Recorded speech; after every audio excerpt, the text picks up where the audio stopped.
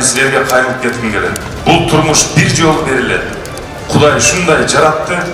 Турмуштан рахат алып, коомдун татыктуу мүчөсү болушуңарга тилектешмин. Жанагындай нерсеге таптакыр жол көрбөңүлөр.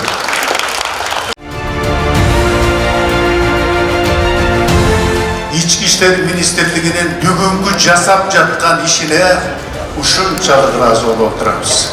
Балдар тагайда.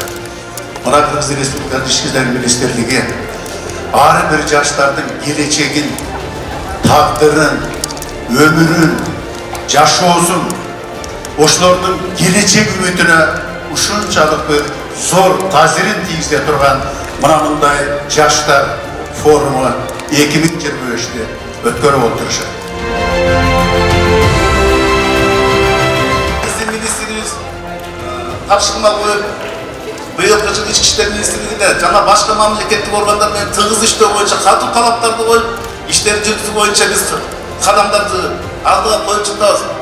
Урматтуу жаштар, форум катышуучулары, сиздер менен биз быйылкы жылы министрибиз талап коюп атат. Биздин мамлекет быйылкы жылы 10 күчтүү коопсуз мамлекеттер катарына кирсин деген тапшырманы коюптур. Ал тапшырмага биз Ички İşleri Министрлиги жана мамлекет органдар чогуу жетпейбиз. Сиздер менен жетебиз. Эң күчтүү коопсуз 10 мамлекет катарына киребизби жаштар?